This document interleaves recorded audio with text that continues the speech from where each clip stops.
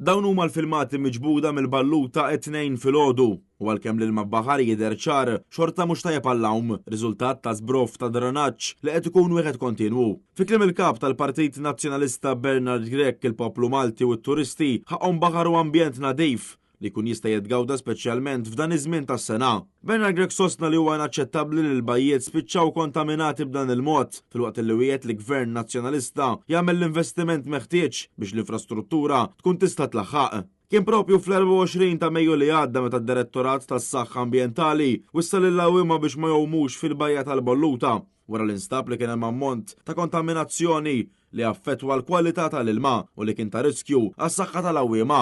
Eventwalment fl-ewwel ta' Ġunju l-awtoritajiet ġeddew it-twissija tagħhom għall-bajja tal-Balluta biex imbagħad il-ħadd bdew jiċċirkulaw dawn ir-ritratti tant li diversi persuni bdew jgħidu li dan huwa l-Project Green tal-Gvern Laburista b'referenza ċara għal kulur imdardar tal-ilma baħar. L-Awtorità tal-Ambjent u r-Riżorsi fi stqarrija l-ħadd fil-għaxija qalet li wara rapport ta' ilma aħdar f'numru ta' bajjiet madwar Malta kienet qed tinvestiga s-sitwazzjoni mad-Direttorat tas-Saħħa Ambjentali. Il-Balluta nagħlqet ukoll diversi drabi minħabba kontaminazzjoni fis-sajf tas-sena l-oħra. Dan apparti li anke fil-bajja ta' San Ġorġ f'Birsebbuġa fl-aħħar jiem għamlet perjodu magħluqa minħabba li l-ilma baħar instab li kien ikkontaminat.